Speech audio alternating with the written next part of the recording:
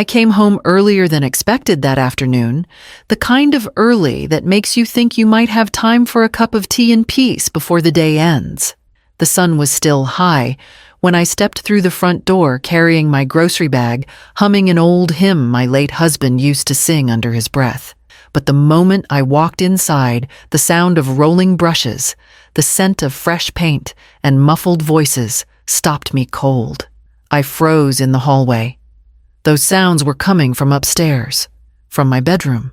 The grocery bag slipped slightly in my hand as I climbed the stairs, each step heavier than the last. My bedroom door was wide open, and the sight that met me made my breath catch in my throat. Two men stood inside, paint rollers in hand, spreading a garish beige across the walls that had been my sanctuary for 40 years. My carefully chosen pale blue soft, calm a color that reminded me of my husband's eyes, was disappearing under broad, careless strokes. And there, in the center of the room, stood Celine, my daughter-in-law dressed in one of her spotless dresses, smiling like a hostess, welcoming guests into a home she owned. "We're renovating your bedroom before moving in," she declared brightly, as if it were the most natural thing in the world. For a second I couldn't speak. My chest tightened. "Before moving in," I repeated, my voice sharper than I intended. "Yes, Mom," she said with a syrupy tone, gesturing to the walls. "This space will feel fresher for us." "Don't you think so, us?" I turned my gaze toward Damien. My son, who was standing by the window, arms crossed, his head lowered. He didn't say a word. His silence weighed heavier than Celine's cheer. And then I saw it. Above the dresser where my wedding portrait with Henry had always hung our hands, clasped the church bells in the background, there now hung a glossy photograph of Damien and Celine on their wedding day. My heart dropped into my stomach. The frame of my past had been taken down, replaced without permission, as though my life could be painted over just as easily as the walls. "What is this?" My voice shook, but I stood straighter, forcing strength into each word. "Where is my picture?" Celine's smile didn't falter. She tilted her head as if I were being unreasonable. "It's just decor. We thought it was time to freshen things up. Don't worry, your picture is safe somewhere." Safe somewhere. As though it were clutter. As though Henry's memory could be boxed up and stored away. I stepped further into the room, the smell of paint clawing at my chest. "Put it back," I said, my voice low, each syllable deliberate. "And stop painting. This is my bedroom, not yours." Celine gave a light laugh, the kind people use to mask disdain. "Oh, Eleonora, you're just not used to change. Once you see it finished, you'll understand." I turned to Damien, searching for his eyes. "Damien?" I said, quietly. "Say something." But he kept his gaze on the floor, his silence louder than any words. My son, my flesh and blood, would not even meet my eyes. The workers shifted awkwardly, unsure whether to continue, their rollers dripping beige paint onto the tarp below. My pulse thundered. It felt as though the very ground beneath me was shifting, as though my home had been claimed without my consent. I said, "Stop," I repeated louder now. The firmness in my voice made the workers freeze. Celine's smile tightened, but she didn't argue. She simply folded her arms and stood back, her expression daring me to fight her. I turned away, not trusting my voice to hold steady. My hands shook as I walked out of the room, gripping the banister to steady myself. I could still smell the paint, still see the photograph, still feel the silence of my son pressing into my back, and I couldn't help but wonder what else in this house they had already replaced without me knowing. Dinner that evening was quieter than usual, though the clinking of cutlery against porcelain seemed louder than ever. Celine had set herself at the head of the table, speaking with the ease of someone who had already claimed ownership. Damien sat beside her, shoulders, rounded his fork, scraping at his plate as though the meatloaf offended him. I sat across my grandchildren, lined between us like a fragile bridge. Jonas kept his eyes on his peas. Mira chewed slowly, and little Beatrice tapped her fork against the rim of her glass, as if she longed to be anywhere else. Celine cleared her throat in that rehearsed way. She had then leaned slightly toward me with a practiced smile. "We've been talking," she said, her manicured hand brushing Damien's sleeve, "about our future in this house. It really is the perfect place for us."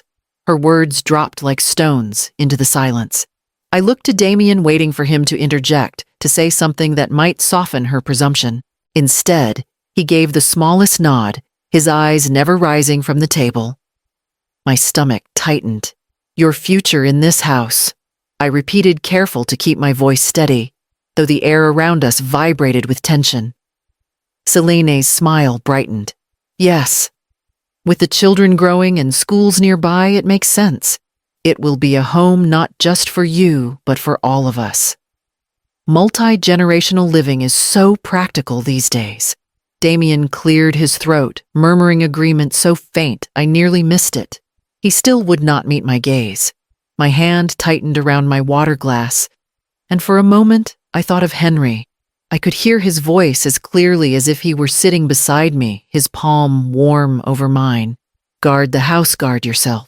Don't ever let anyone take what we built, Eleonora." He had said that the night we signed the final mortgage papers, our faces younger, our hearts eager for the life ahead. Now that warning echoed like a bell inside my ribs. Jonas shifted in his seat, his shoulders stiff. Mira glanced at me, then at her father, her lips pressing into a thin line. Beatrice stopped tapping her fork, her small eyes darting between us. None of them spoke. None of them dared. Celine filled the silence with her voice smooth as cream, but laced with control. "We'll start with the upstairs. The master is nearly there, though I'm thinking of knocking out that wall to create more space. And the library. Well, it would make a perfect nursery once we redo it." The mention of the library sliced into me like glass. That room held Henry's books, the smell of his pipe tobacco still faint in the wood. I had dusted those shelves for decades, not because they gathered dust, but because they were sacred. The idea of turning it into a nursery for children who already had bedrooms felt like desecration. I set down my fork and folded my hands, trying to keep my composure. "This is not your house," I said quietly. Celine laughed, a tinkling sound with no mirth in it. "Oh, Eleonora, we're family. It's everyone's house." Damien shifted uncomfortably but still said nothing. His silence cut deeper than Celine's words. My son, the boy I had raised with every ounce of devotion, sat beside his wife as she planned to dismantle the very walls that carried his father's memory, and he could not look me in the eye. The children sat in that heavy air, breathing shallowly, as if afraid that any sound would tip the balance. The meatloaf grew cold on our plates, the air thick with words unsaid. I pushed my chair back, the legs scraping against the hardwood. Without another word, I carried my plate to the sink and left them behind. I could feel their eyes on my back, but no one stopped me, not even Damien. And as I climbed the stairs, the echo of Henry's voice followed me. "Guard the house, guard yourself." The next morning, I found Celine in the dining room, a stack of rolled papers spread across the polished oak table. She stood with a tape measure dangling from her wrist and a look of satisfaction plastered across her face. "Perfect timing," she said brightly when I walked in. "We've been drafting some ideas for the house. I think you'll be excited." I stopped in the doorway, my hand tightening on the frame. Ideas. Damien was slouched in a chair, his hands folded in front of him. He avoided my eyes, as if even glancing my way would betray his guilt. Celine unrolled the first set of drawings, the paper crackling across the table like a warning. "This," she announced, pointing to a sketch, "is the master. Once we repaint and change the flooring, it will feel completely new. We could even take down that awkward partition to open up more space." I stepped closer, the smell of ink and graphite rising faintly from the pages. My throat felt tight. That partition has been there since we moved in. Your father loved it. It gave him a corner to read. Celine's smile was polite but dismissive. It's dated. Modern couples need open space, not chopped up walls. I bristled at her words, but before I could speak, she swept another paper forward. And here's the real opportunity, the library. My heart sank. She had drawn neat little boxes over Henry's shelves, labeling them closet space and crib area. We'll clear the books out, of course. This room will make a beautiful nursery for when the time comes. Imagine the light in the mornings, perfect for a baby's room. My voice came out low, steadier than I felt. That room is your father-in-law's library. His handwriting is in the margins of those books. His chair still sits by the window. That is not a nursery. That is history. Celine tilted her head as though humoring a stubborn child. History belongs in storage, Eleonora. This house should evolve with the family. Don't you want your grandchildren close? Don't you want to make space for the future? Her words curled around me like smoke, suffocating, wrapping manipulation in the guise of love. I turned to Damien, desperate for him to step in. Damien, do you agree with this? He shifted his gaze, fixed on the floor. It's just temporary, Mom. Until things settle. Temporary, I repeated. The word clanged in my ears like an alarm bell. Temporary meant indefinite. Temporary meant they were moving in until they decided otherwise. Celine's lips curved in a smile that didn't reach her eyes. You'll see. It's all for the best. And of course, we'll modernize the kitchen. Stainless steel granite countertops, maybe even knock out that wall to make an open concept. You'll hardly recognize it.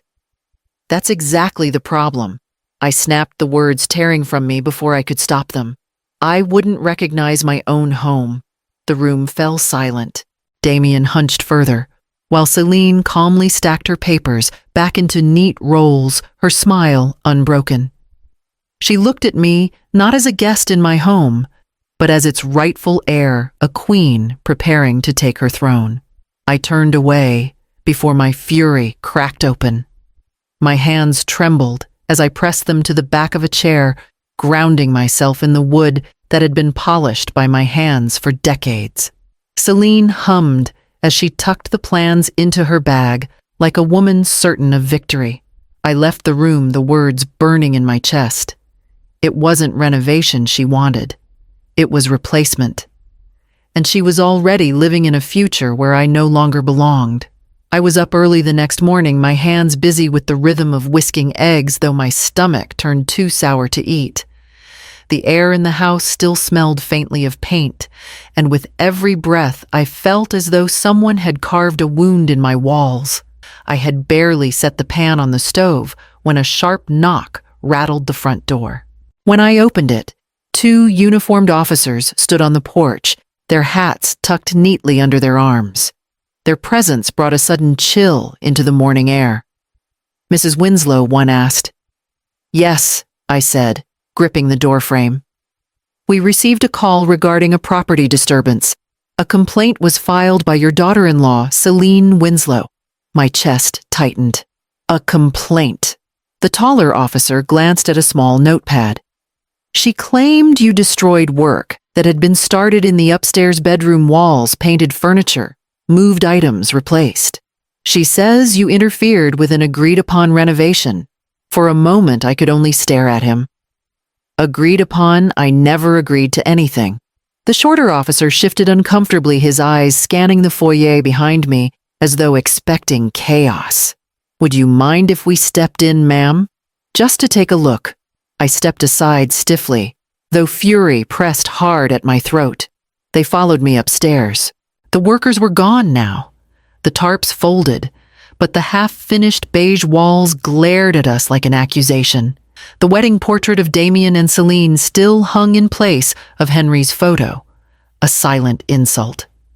This is my bedroom, I said firmly, turning to them. I've lived here for 40 years. I never gave anyone permission to repaint, to replace, or to move my things. My daughter-in-law called them in without asking.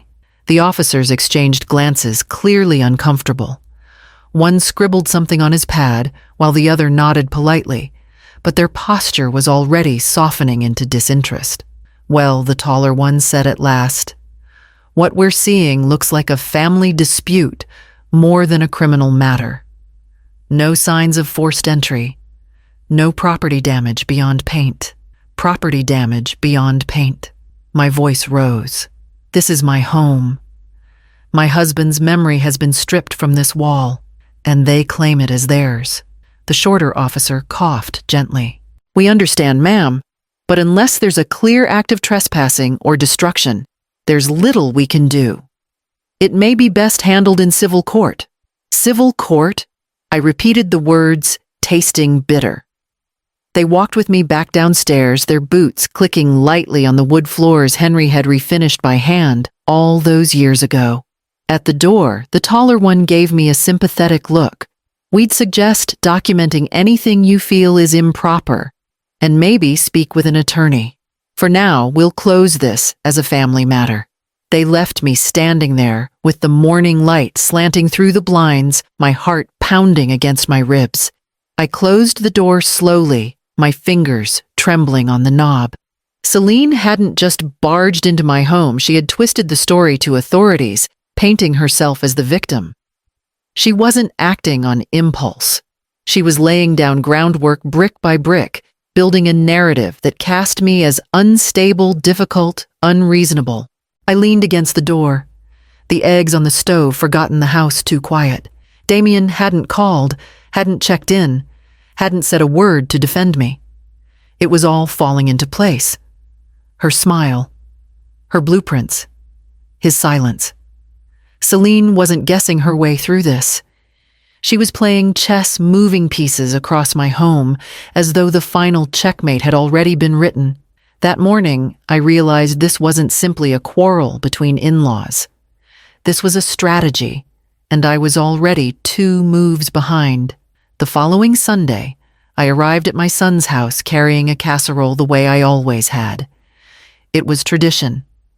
Sunday dinners, the Winslow family around one table. Even after Henry passed, I kept it going, believing it bound us together. That night, however, the air was heavy before I even stepped through the door. Celine greeted me with a tight smile that didn't reach her eyes. Damien hovered behind her, rubbing the back of his neck. The children were already at the table, their voices hushed, forks pushed idly through piles of mashed potatoes. We ate in strained silence for several minutes, the sound of utensils clinking against plates, the only conversation. I forced myself to swallow a few bites, though every mouthful felt dry as dust. Finally, Celine broke the silence, her voice sweet and sharp at once. "Eleonora, we need to talk about moving forward with the renovations. You've been difficult." My fork froze midair. Difficult. "Yes," she said, tilting her chin. "We're trying to build a future here, and you keep standing in the way. A family home should grow with the family. But you're clinging to the past. It's selfish, frankly." My breath caught. Selfish. To protect the house your father-in-law and I built with our own hands, to defend the one place that holds his memory. Damien put his fork down, his voice low. "Mom, please, be reasonable. It's just a house. We can make it work for everyone if you'd compromise." "Just a house," I repeated, my voice cracking. I looked at him, really looked, searching for the boy I once raised. "This is more than wood and nails, Damien. This is our life, our history. Your father's library, our photographs, the garden we planted together. It isn't something to bulldoze for convenience." Celine leaned back, smirking faintly. "Convenience, I call it progress. You're standing in the way of what's best for your son and grandchildren. That's the truth." My chest burned, anger rising hotter than I'd felt in years. "The truth," I said, steadying myself, "is that you are not the mistress of my home, and you will not dictate what becomes of it." The words hung in the air like a challenge. Celine's eyes narrowed, her smile gone. Damien sighed, pressing his fingers into his temples. The children shifted uncomfortably, glancing between us like spectators, to a match they didn't want to watch. "Enough," I said finally, my voice quieter but sharper than before. This dinner was supposed to be about family, not about property, not about control. If you want to shout, shout without me. I pushed back my chair, the scrape echoing through the tense room. For a moment, no one moved. Then as I rose, I felt a tug at my sleeve. Jonas, his face pale but determined, leaned close enough so only I could hear. "I don't like what they're doing," he whispered. My heart clenched. I rested my hand briefly on his shoulder, a silent acknowledgement, before turning to the door. Behind me, Selini's voice rang out again, sharp and unyielding. "You can't keep this up forever, Eleonora. Eventually, you'll have to accept what's best for everyone." I didn't answer. My steps carried me out of the dining room through the hallway and into the night air.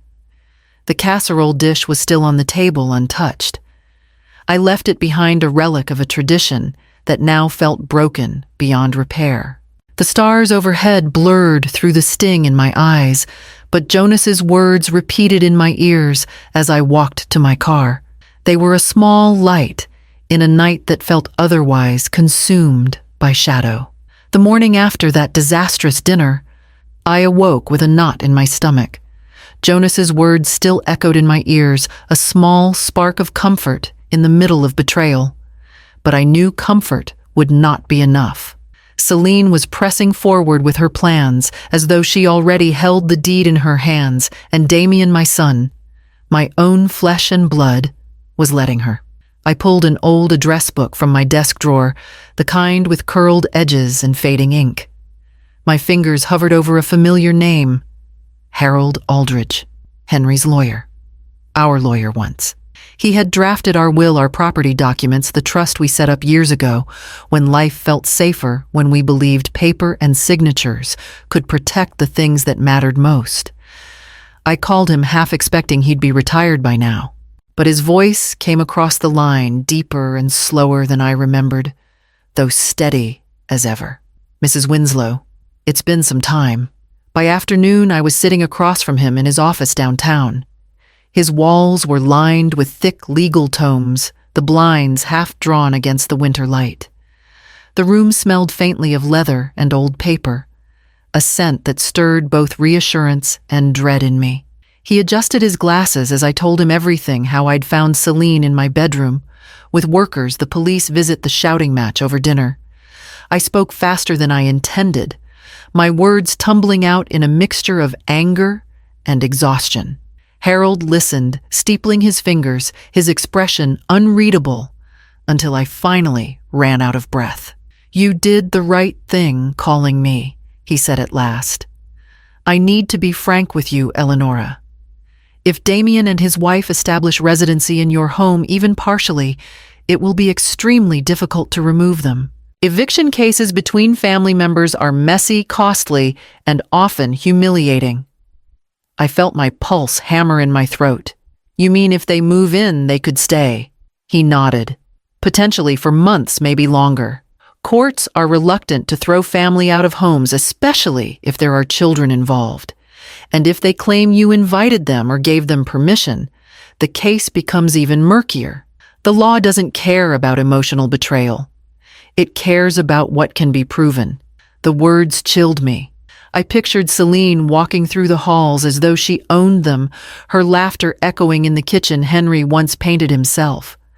I imagined my grandchildren's shoes scuffing the library floors, not because they chose to live there, but because their parents insisted it was theirs. "What can I do?"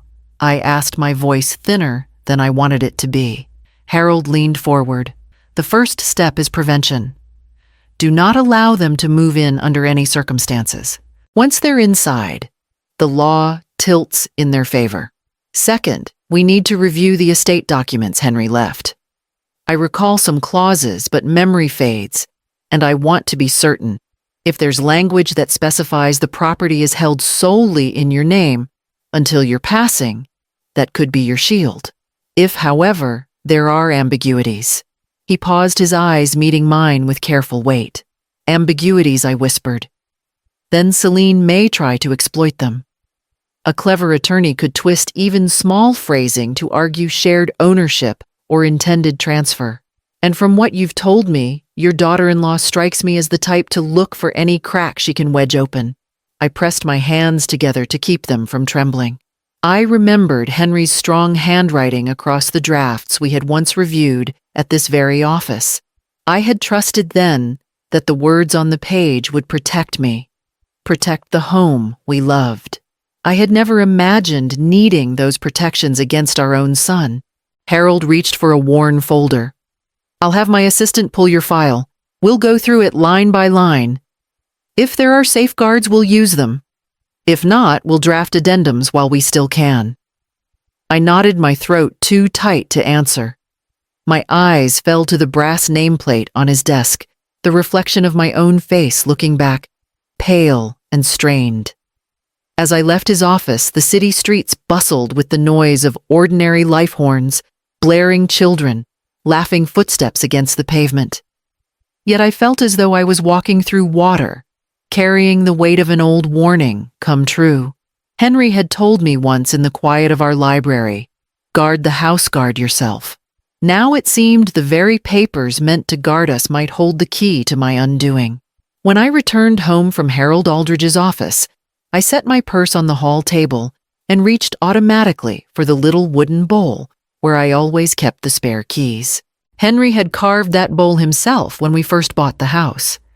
It was shallow, smoothed from years of use, a place where things belonged like rings, loose change, and the 2 brass keys that opened every lock in the house. Only one lay inside. I froze, staring at the empty space beside it. I had cleaned that bowl just days earlier. I knew both keys had been there. My hand trembled as I lifted the remaining one, the brass warm from the sun. Celine had been in and out of my house so often lately, always under some pretense. Damien, too, silent but complicit. I could picture her slipping the key into her handbag with that careless confidence she wore like perfume. A storm of dread gathered in my chest. With a spare key, she could come and go as she pleased. With a spare key, locks meant nothing. I called Jonas later that evening, asking if he remembered seeing his parents near the bowl. His voice dropped to a whisper. Mom said Dad was going to grab something for her. I didn't see what. My suspicions hardened into certainty. The following morning, I drove to the county office, a place I hadn't visited in years. The smell of dust and copier ink filled the waiting area. I explained I wanted to check for any permits related to my address. The clerk, a kind woman with sharp glasses, tapped at her keyboard before disappearing into a back room. When she returned, she handed me a thin folder. Current renovation permits filed just last week, she said. I opened it right there at the counter. Permit number 34817B. Property address 112, Hawthorne Lane. Applicant, Damien Winslow. Not Eleonora Winslow. Not my name, not the rightful owner. The document listed, proposed work, interior repainting, structural modifications to library wall installation of new fixtures. All signed off under Damien's name, his signature slanted and rushed. The floor beneath me seemed to tilt. I gripped the folder tighter, my pulse roaring in my ears. Is there a problem? The clerk asked gently. This house, I whispered, is mine. Those permits, they're not. She frowned. Well, if someone filed using incorrect ownership information, you may need to contest it. You'd better do so quickly. Renovations can alter property tax assessments, and once changes are filed with the city, they're difficult to reverse. I thanked her, though. The words scraped my throat. Outside, the air felt sharper. The world suddenly hostile. I sat in my car, gripping the steering wheel, staring at Damien's name on the permit, as though it were a brand seared into my skin. They weren't just repainting walls or moving furniture. They were shifting the ground beneath me brick by brick, line by line on official paper. If they succeeded, the story wouldn't just be Celine's word against mine, it would be their names carved into city records, their claim etched into bureaucracy. I drove home with the folder on the passenger seat, the brass key missing from my bowl, burning like a hole in my chest. For the first time, I wondered not just if they wanted to take over my house, but if they had already begun stealing it on paper. I had spent most of that morning at the grocery store, deliberately moving slowly down the aisles, as though stretching out errands might delay the unease that waited for me back home. My heart was still knotted from the discovery of Damien's name on that permit.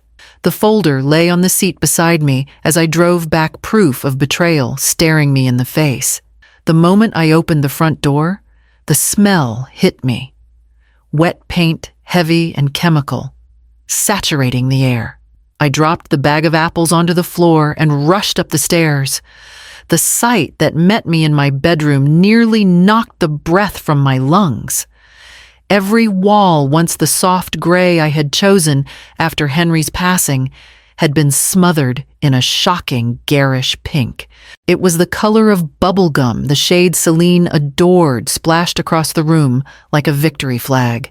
The painters were gone, but their trays and brushes still sat by the wall, dripping into plastic sheets. And there she was. Celine stood in the center of the room, one hand on her hip, a smile stretching across her face, like she had conquered a kingdom. "Do you like it?" she asked sweetly. "This will be ours. Ours. Not mine. Ours." My throat tightened. "Get out," I said, my voice trembling with fury. "Out of my bedroom. Now." She tilted her head unbothered as if I were throwing a tantrum. "You'll see in time. It's cheerful, family-friendly, perfect for a master suite." My knees shook, but I held my ground. "This is my house, my bedroom. You had no right."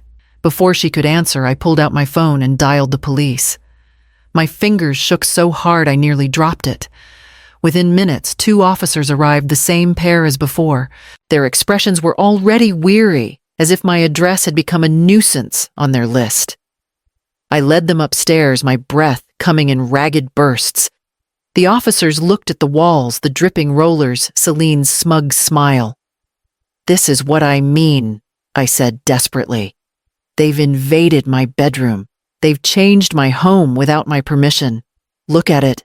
The taller officer rubbed the back of his neck. "Ma'am, as we said before, this looks like a domestic disagreement. No forced entry, no sign of assault or theft. It's a family matter. A family matter." My voice cracked. "My sanctuary has been defaced. My husband's memory erased from these walls. And you call that a family matter?" Celine folded her arms, her expression one of triumph disguised as innocence. "I'm just trying to make things better for everyone. Eleonora is struggling with change." The words stung worse than the paint fumes. The implication that I was the problem, that my resistance was a symptom of frailty or age. The officers shifted uncomfortably, their eyes darting between us. At last, the shorter one sighed. "Our advice, ma'am, is to resolve this privately. Maybe seek mediation. But there's nothing further we can do today."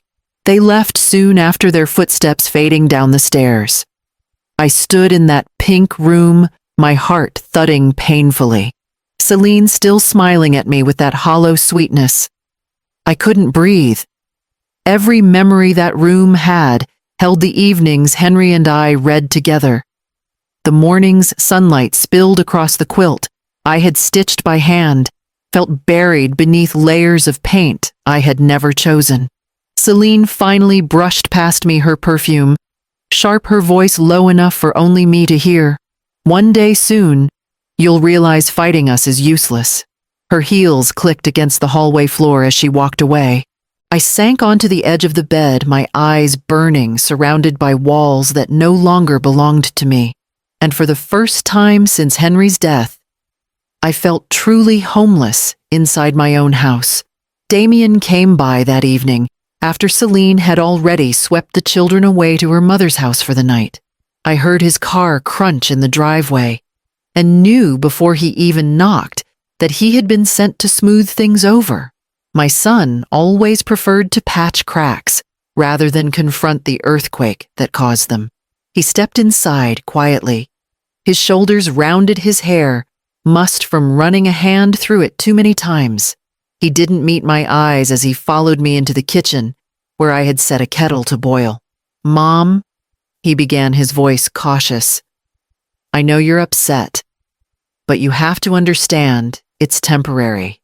Just until we get on our feet. We're not trying to take anything from you." The word temporary felt like a stone hurled at me.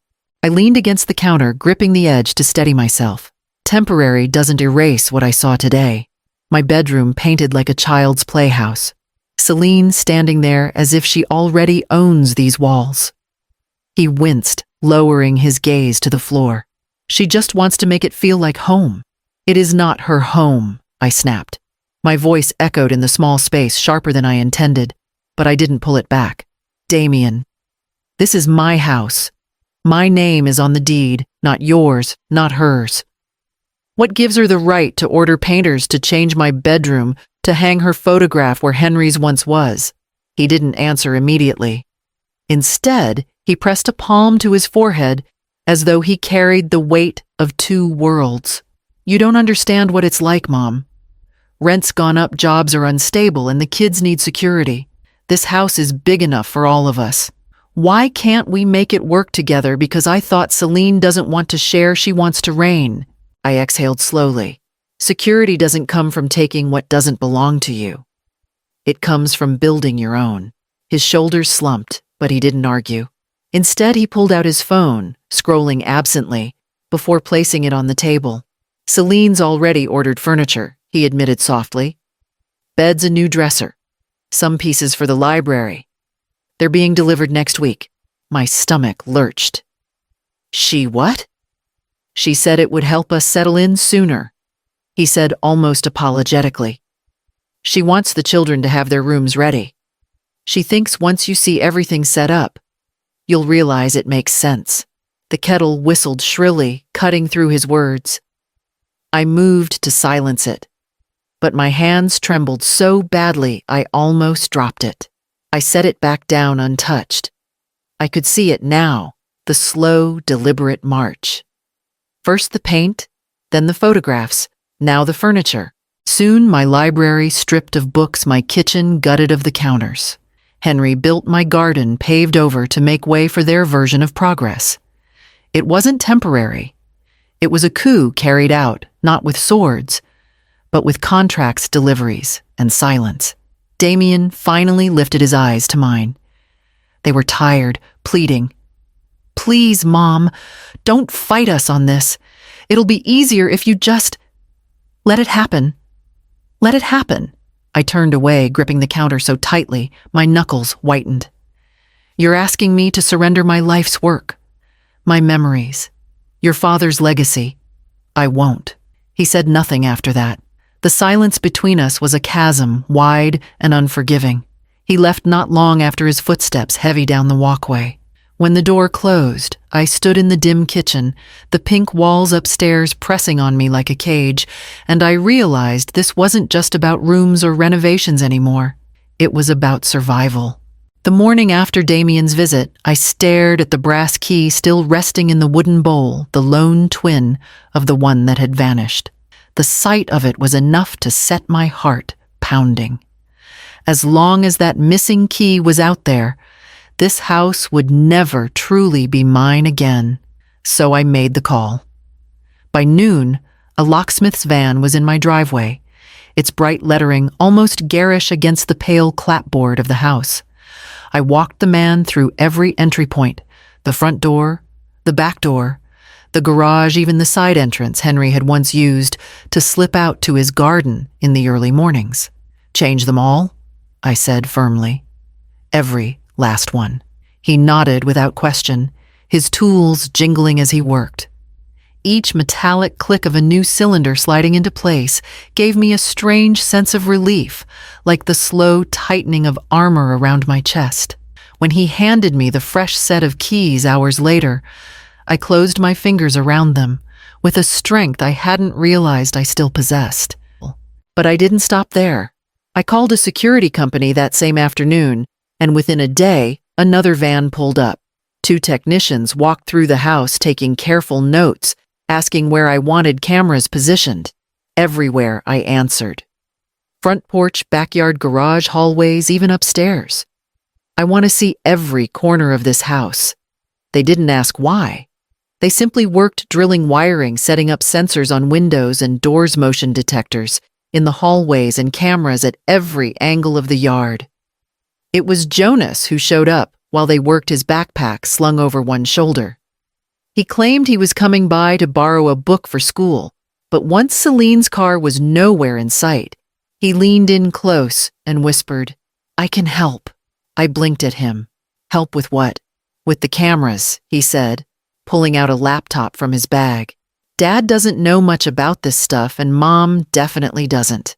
I can set up the app so it pings your phone, and I can make a backup feed that goes straight to mine. Just in case." Something inside me softened.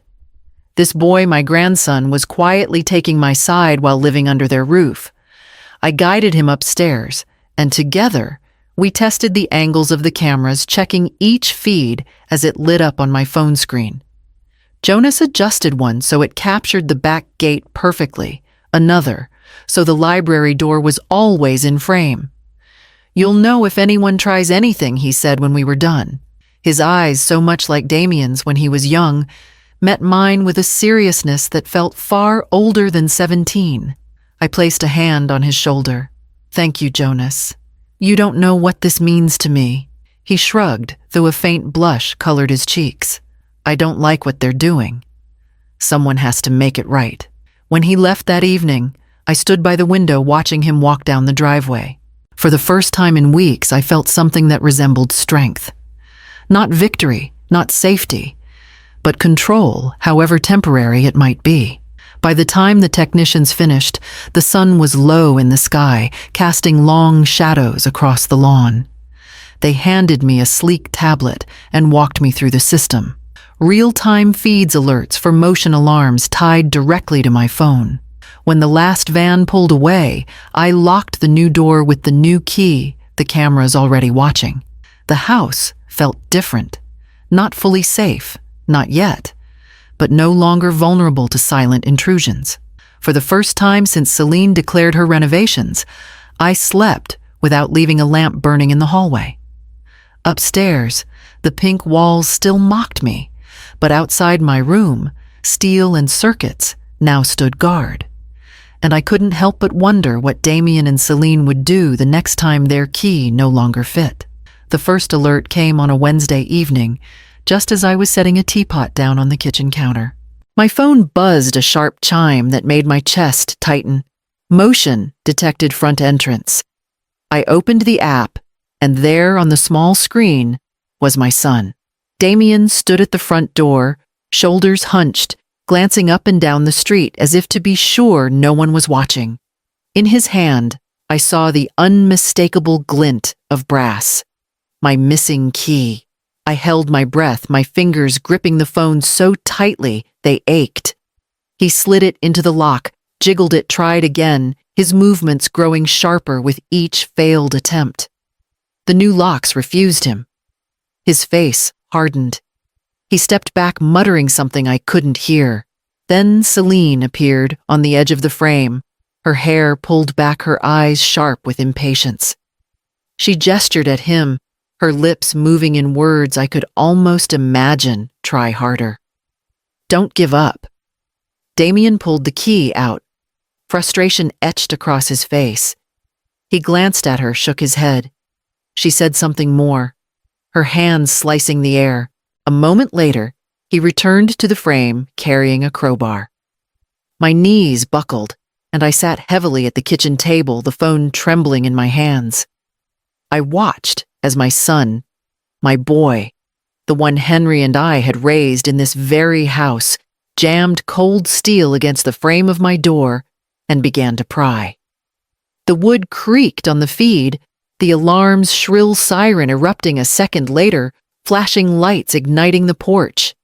Celine stepped back, startled, but Damien kept pushing for several seconds more, his face twisted in a way I had never seen before. Only when the noise grew unbearable did he drop the crowbar, glance wildly around, and bolt for the car.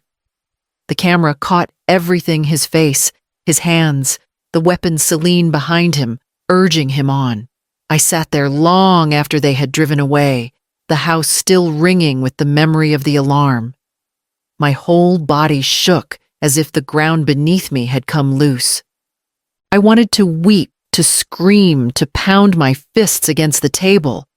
But instead, I stared at the footage hitting, save forwarding copies to a secure folder, backing it up on a drive Jonas had once shown me how to use.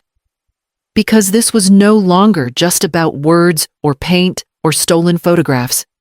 This was evidence. This was a crime. I thought of Henry, of how proud he'd been when Damien was born, how he'd placed the baby in my arms and whispered, "Our future is safe now." Safe.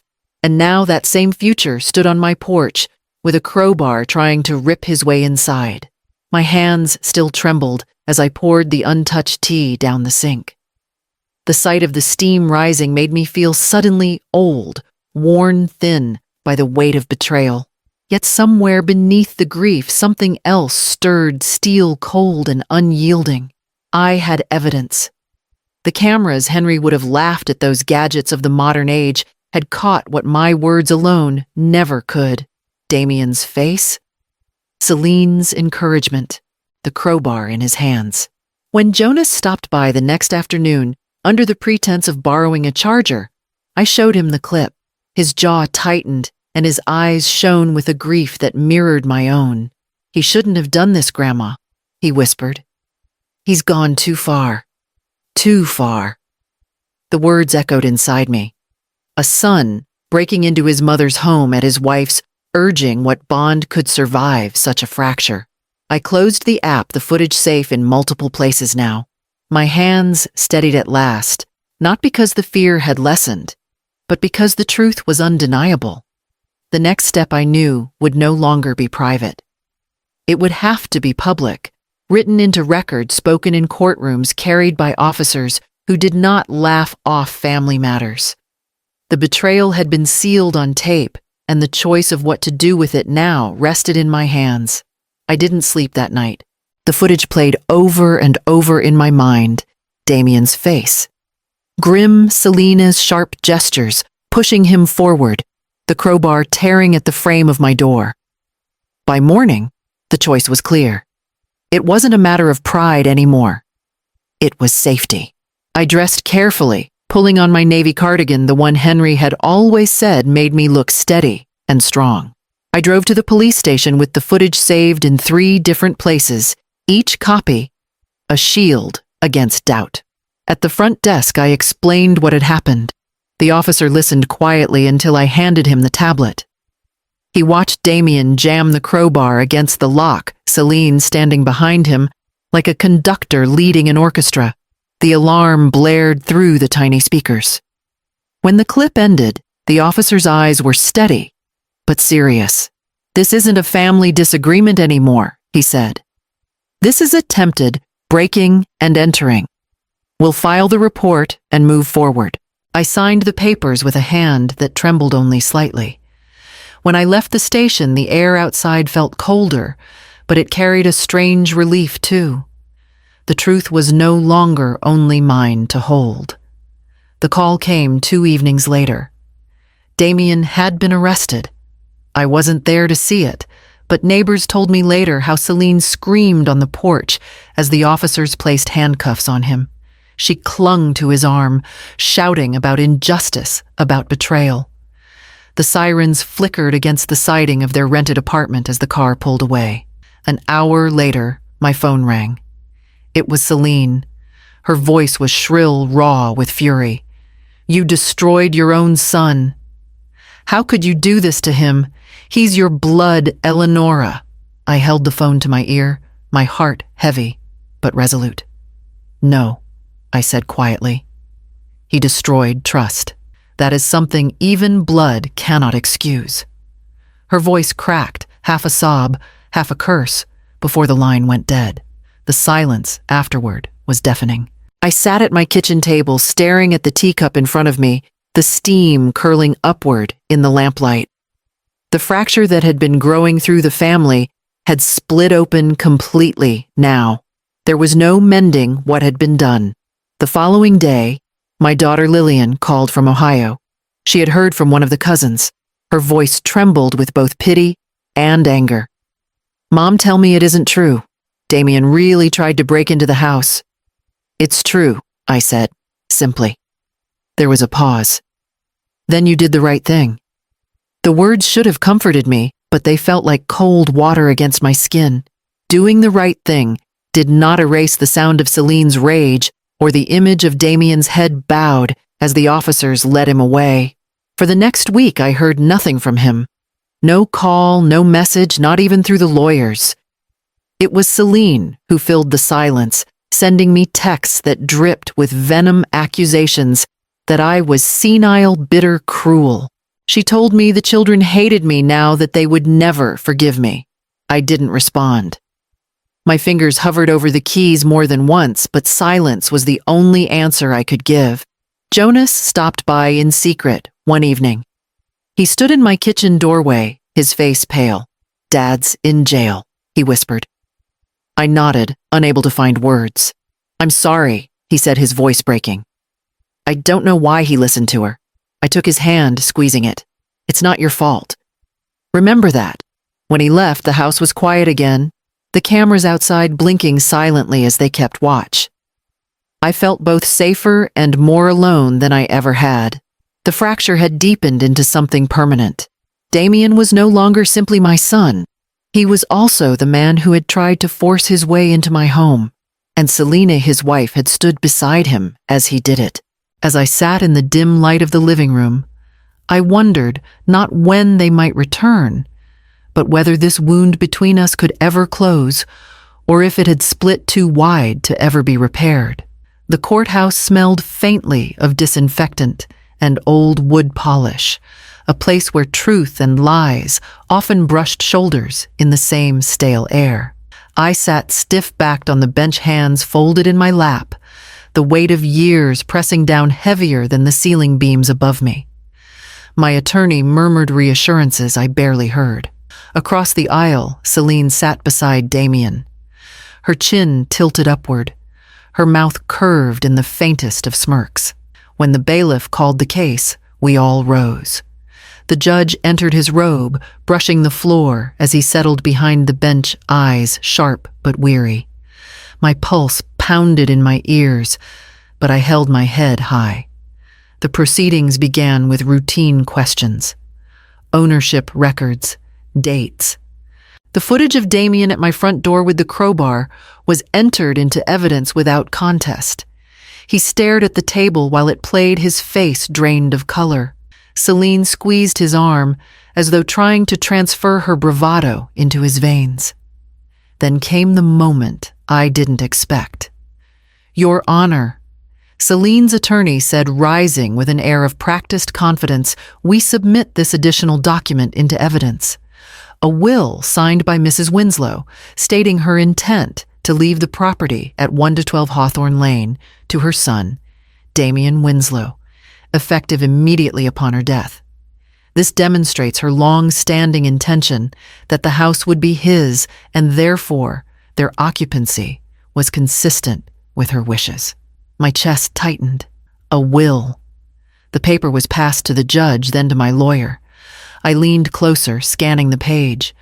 My name sprawled across the bottom in a clumsy imitation, the loops too wide, the ink too thick. It looked nothing like my signature, not the way Henry had taught me to write my name with steadiness and pride. "That is not mine," I said aloud before my lawyer could even object. "I never signed that. That is a forgery." The judge's eyebrows rose. He adjusted his glasses, studying the page with slow, deliberate care. "Where did this document come from?" he asked. Celine's attorney cleared his throat. "It was found among family papers." "Found conveniently, you mean?" My lawyer cut in, his tone sharp. "Your Honor, the signature is clearly fraudulent. Mrs. Winslow's legal documents are on file with Mr. Aldridge's office. The handwriting, the notary, the witnesses all absent here." The judge nodded slowly, tapping the gavel lightly against the desk as though to punctuate his thoughts. "Indeed. This paper carries no notary seal, no witness signatures. And the penmanship," he leaned closer, squinting, then set it down. "This court is not persuaded by this so-called will. If anything, its sudden appearance raises troubling questions about the credibility of those who produced it." The room went still. Celine's face flushed crimson, her lips pressing tight.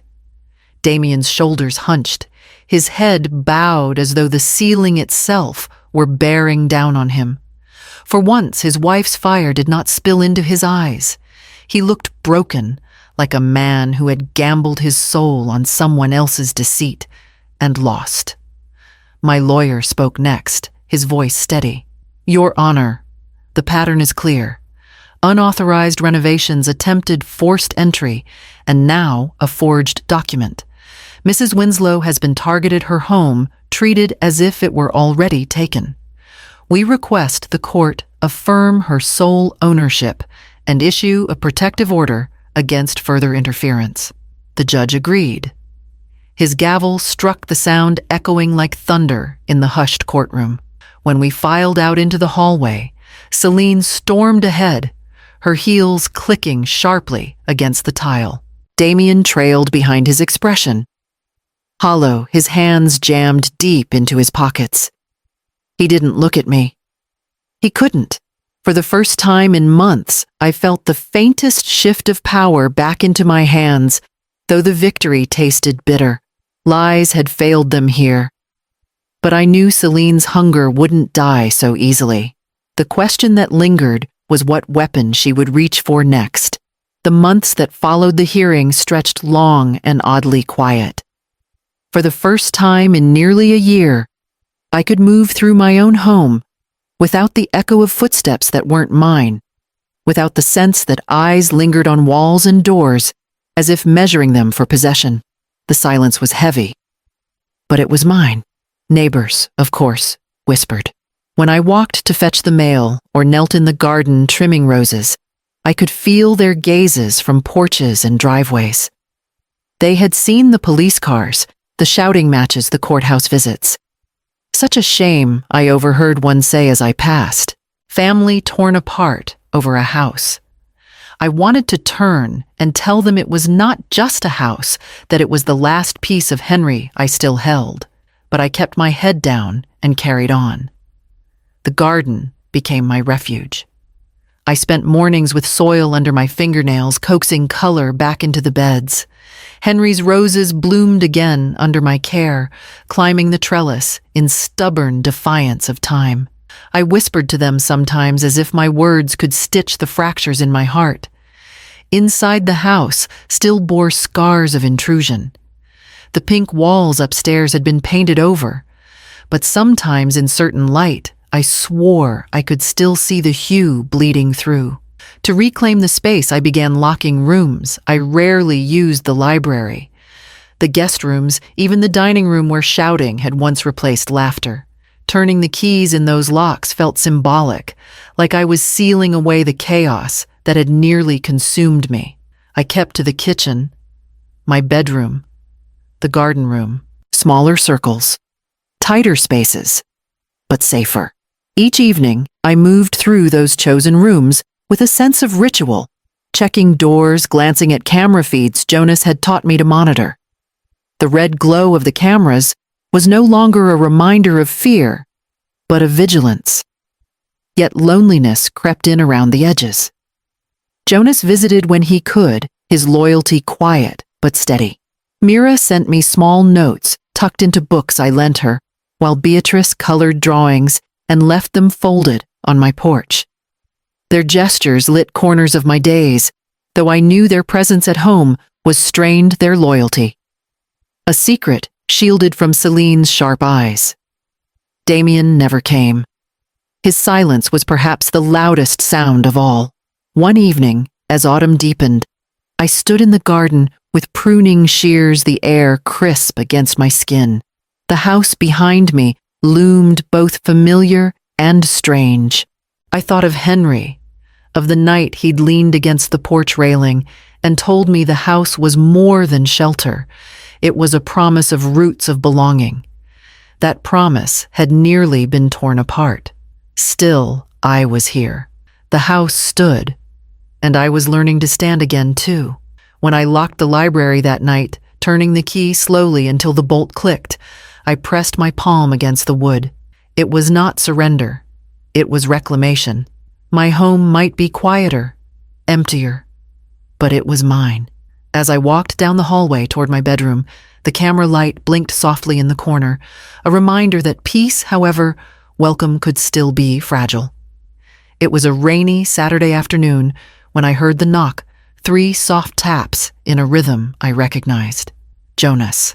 I opened the door quickly, ushering him and his sisters inside before any neighbors could notice. The children shook raindrops from their jackets, their eyes darting toward the street, as if they feared being followed. "Mom thinks we're at the library," Mira whispered, pulling off her hood. Beatrice clutched a folder of drawings to her chest. She gave me a quick smile, her cheeks flushed from the cold. "I wanted to show you my picture of the roses," she said, already unrolling the paper. I hugged them all close, my heart swelling with both joy and sorrow. They shouldn't have had to sneak to see their grandmother, but here they were, loyal despite the tension pulling at their home. We gathered in the sitting room, the sound of rain against the windows like a drumbeat. Jonas leaned forward, his elbows on his knees. His voice was low, careful. "Grandma, I need to tell you something I heard." I stilled. "What is it, Jonas?" He hesitated, glancing at his sisters before meeting my eyes. "I heard Mom on the phone. She was talking about selling the house. Not theirs, yours. She said once Dad sorted the paperwork, they could list it and get a good price. She was laughing about how easy it would be." The words dropped like stones into my chest. I pressed a hand against my heart, forcing myself to breathe. She said that Jonas nodded grimly. "I know it sounds crazy, but I swear it's true. She was in the kitchen and she didn't know I was listening. She said, 'Once we sell the place, we'll finally be free.'" Mira's face went pale. "That's awful." Beatrice frowned, clutching her drawing tighter. "But it's Grandma's house." I swallowed hard, fighting the tremor in my voice. "Yes, it is. And no one can take it without a fight. Thank you, Jonas, for telling me." That took courage. He shrugged, though his eyes burned with conviction. "I don't like what they're doing. Dad just goes along with it. But Mom, she's planning everything." I reached across the table, placing my hand over his. "You are braver than you know." To shift the heaviness, I suggested we work on the house together, to reclaim what Celine had tried to erase. The children agreed eagerly. We moved upstairs to the library first. Dust motes swirled as I opened the curtains, light flooding the shelves. Together, we carried boxes of books from where they had been shoved into corners. Mira carefully dusted each spine, reading titles aloud, her voice reverent. Beatrice spread her drawings on the desk, insisting we tape them inside the closet, so Grandpa's room has new art. I let her smiling as the walls bloomed with color. Jonas helped me shift Henry's armchair back to its proper spot by the window. When he was done, he stood beside it with a quiet pride. "It feels like it's supposed to again," he said. We moved on to my bedroom. The walls were still gray, but faint traces of pink peeked through where the paint was thin. Jonas fetched a roller from the garage, and together we added a new coat each stroke, covering a little more of Celine's intrusion. Mira hummed softly as she helped, her voice weaving warmth into the work. By the time the rain stopped, The house felt lighter, as though it had taken a deep breath. I made hot cocoa for them and we sat together at the kitchen table, steam curling above our mugs. When they left that evening, I stood in the doorway watching them walk down the drive, their figures small but steady. The rooms we had restored glowed behind me, the children's laughter still echoing faintly in the halls. And I wondered whether they would carry this loyalty into the years ahead, or whether the weight of inheritance would one day test where their hearts truly stood. The day after the children's visit, the house felt different. Their laughter had lingered in the walls, chasing shadows from corners where silence had settled too heavily. The library smelled of dust and lemon oil. The bedroom carried a clean layer of gray, and even the hallways seemed lighter, as if the house itself had sighed with relief. I walked slowly through each room that afternoon, my hand brushing along door frames, fingertips, pausing at places that still carried Henry's touch. It struck me that while Celine had tried to strip the house of memory, the soul of it was not in the paint or the furniture. It lived in these quiet traces, in the steadiness of my own footsteps, still echoing across the floors. When I reached the study, I opened the top drawer of my desk. Inside lay the last brass spare key, its surface worn smooth from years of use. Its twin had been stolen, turned into a weapon against me. This one remained the final token of a trust that once bound family together. I picked it up, feeling the cool weight settle in my palm. The metal glinted in the light from the window, both ordinary and sacred. For a moment, I thought of how Henry used to leave his key in this very bowl, a symbol of openness. Family was always welcome, he'd say. Back then, it felt safe to believe it. But trust had been broken and doors once open had been forced shut. I closed my fingers around the key and whispered into the stillness, not for intrusion, only for respect. The words left my lips like a vow, quiet but resolute. I slid the key into the desk, shutting the drawer with a firm click. The sound rang final, like a line drawn across the past. I stood there a long while, sorrow and strength mingling in my chest. Sorrow for the son I no longer recognized, for the fracture that might never heal. Strength because at last I had claimed what was mine, not just the walls, but the right to decide who entered them. The house felt steady again, even if the family did not. The roses in the garden would bloom soon, their roots deep and unshaken. I, too, would endure. As the light faded across the floorboards, I touched the drawer once more, grounding myself in its weight. Respect was the only key I would keep now, and if it ever came knocking, I would be ready to choose whether to open the door. The roses were the first to tell me the season had turned. Their buds opened in slow bursts of crimson and cream, filling the garden with a sweetness that clung to the air. I knelt among them with Henry's old shears in hand, trimming carefully the way he once taught me. Each cut felt like a small act of keeping order, of shaping beauty from what might otherwise run wild. Children's laughter carried from the porch. Jonas was showing Mira how to adjust the camera feed on the tablet, while Beatrice had scattered her drawings across the steps like banners. Their voices no longer whispered in fear of being caught. They rose freely, now playful and bright. For the first time in what felt like years, my house echoed with joy rather than tension. The neighbors still gossiped, of course. I overheard murmurs at the market stories of Damien and Selene, drifting from one borrowed roof to another, living off favors, until even generosity wore thin. Some said Selene had tried to start a business but failed. Others whispered of creditors knocking of doors closed in their faces. I listened without comment. Their choices had carried them where they were. Mine had kept me here. As I walked back inside, the cool air of the house met me like an embrace. The library smelled of books again. The bedroom walls held steady in their calm gray, and the study stood firm with its drawer closed around that final spare key. The rooms no longer felt like battlegrounds. They were mine, and mine alone. The children helped me restore more than the walls. They brought back life. Jonas planted herbs along the windowsill. Mira filled the kitchen with music from her choir practice, and Beatrice's sketches brightened corners once stripped bare. Their presence reminded me that family was not measured in blood alone, but in respect, loyalty, and care. I often found myself speaking aloud as I moved through the house, though not to the walls or the ghosts of betrayal. I spoke to Henry. We guarded it love. Not just the house, but the promise inside it. Standing in the garden at dusk, the roses glowing faintly in the last light, I felt the truth settle deep within me. This house was more than shelter, more than an inheritance contested and nearly stolen. It was a testament. "This house is mine," I whispered, steady and sure. Not just the walls, but the respect within them.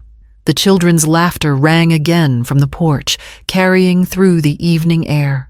I let it fill me stronger than grief, brighter than loss. The past could not be undone, but the future could still bloom.